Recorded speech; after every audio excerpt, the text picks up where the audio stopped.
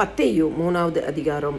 அந்நாட்களில் யோவான் ஸ்நானன் யூதேயாவின் வனாந்திரத்தில் வந்து, மனந்திரும்புங்கள், பரலோக ராஜ்யம் சமீபத்து இருக்கிறது என்று பிரசங்கம் பண்ணினான். கர்த்தருக்கு வழியை ஆயத்தப்படுத்துங்கள், அவருக்கு பாதைகளை செவ்வை பண்ணுங்கள் என்று வனாந்திரத்திலே கூப்பிடுகிறவனுடைய சத்தம் உண்டென்று ஏசாயா தீர்க்கதரிசினால் சொல்லப்பட்டவன் இவனே. இந்த யோவான் ஒட்டகமயிர் உடையை தரித்து தன் அறையில் வார்க்கச்சையை கட்டி கொண்டிருந்தான். வெட்டுக்கிளியும் காட்டுத்தேனும் அவனுக்கு ஆகாரமாயிருந்தது. அப்பொழுது எருசலேம் நகரத்தாரும் யூதேயா தேசத்தார் அனைவரும் யோர்தானுக்கு அடுத்த சுற்றுப்புறத்தார் யாவரும் அவனிடத்திற்கு போய் தங்கள் பாவங்களை அறிக்கையிட்டு யோர்தான் நதியில் அவனால் ஞானஸ்நானம் பெற்றார்கள். பரிசேயரிலும் சதுசேயரிலும் அநேகர் தன்னிடத்தில் ஞானஸ்நானம் பெரும்படி வருகிறதை அவன் கண்டு, விரியன் பாம்பு குட்டிகளே, வரும் கோபத்துக்கு தப்பிக்கொள்ள உங்களுக்கு வகை காட்டினவன் யார்?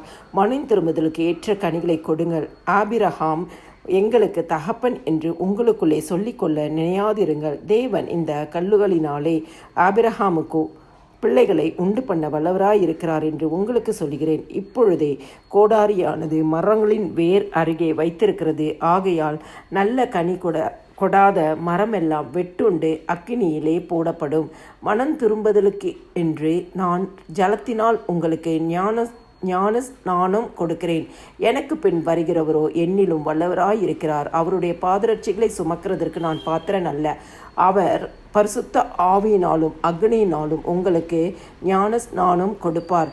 தூற்றுக்கூடை அவர் கையில் இருக்கிறது. அவர் தமது களத்தை நன்றாய் விளக்கி தமது கோதுமையை களஞ்சியத்தில் சேர்ப்பார். பதரையோ அவியாத அக்கினியினால் சுட்டெரிப்பார் என்றான். இப்பொழுது யோவானால் ஞான ஸ்நானம் பெறுவதற்கு இயேசு கலிலேயாவை விட்டு யோர்தானுக்கு அருகே அவனிடத்தில் வந்தார். யோவான் அவருக்கு தடை செய்து, நான் உம்மாலே ஞான ஸ்நானம் பெற வேண்டியதாயிருக்க நீர் என்னிடத்தில் வரலாமா என்றான். இயேசு அவனுக்கு பிரதியுத்தரமாக, இப்பொழுது இடங்கொடு, இப்படி எல்லா நீதியையும் நிறைவேற்றுவது நமக்கு ஏற்றதாயிருக்கிறது என்றார். அப்பொழுது அவருக்கு இடம் கொடுத்தான். இயேசு ஞான ஸ்நானம் பெற்று ஜலத்தில் கரையேறின உடனே இதோ வானம் அவருக்கு திறக்கப்பட்டது. தேவ ஆவி புறாவை போல் இறங்கி தம்மேல் வருகிறதை கண்டார். அன்றிய வானத்தில் இருந்து ஒரு சத்தம் உண்டாகி, இவர் என்னுடைய நேசகுமாரன், இவரில் பிரியமாயிருக்கிறேன் என்று உரைத்தது.